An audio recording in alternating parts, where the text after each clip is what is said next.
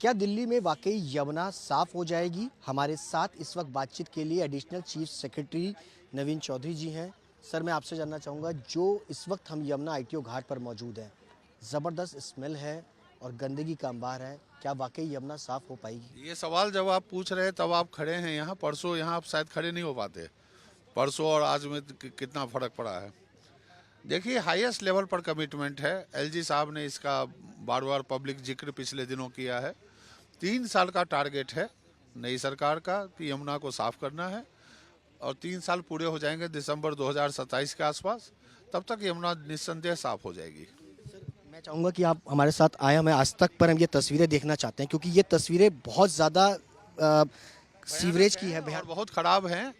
और आप अभी देखें कि हम यहाँ से कितना ठोस कचरा निकाल कर जा चुके हैं और अभी भी कितना कचरा यहाँ पे उठाना बाकी है। ये सब गाद यहाँ से हटनी ज़रूरी है, तभी स्मेल जाएगी। तो ये जो अभी जितने सॉलिड वेस्ट हैं, अब आप उस कॉर्नर पे अगर आप देखें तो लोगों ने अपने बिल्डिंग कंस्ट्रक्शन के मटेरियल चुपके से रात को आके यमुना के अंदर डंप कर जाते हैं। तो इन सब को उठाना है, रोकने का भी प्रयास करना है, जनता को भी जागरूक करना है।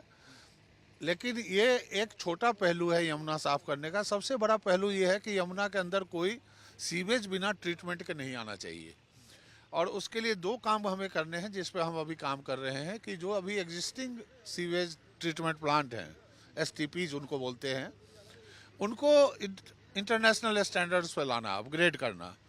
और करीब हाफ ए डजन, आधा दर्जन हमें एसटीपी नए बनाने की ज़रूरत है, जिसमें आखिरी एसटीपी का काम 2026 तक हम लोगों ने जो आउटलाइन किया है बन जाना चाहिए।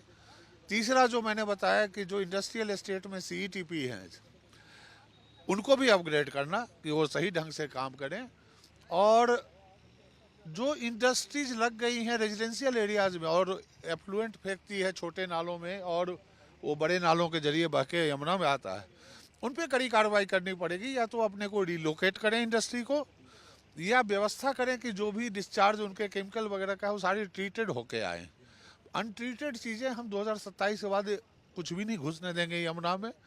जागरूकता फैलाने का काम अभी से शुरू होगा।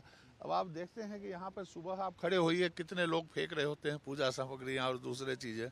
हम उनकी भी व्यवस्था करेंगे कि वो किसी एक प्रॉपर डंप में रखें, सो दैट हम उसको आदरपूर्वक डिस्चार्ज कर देंगे।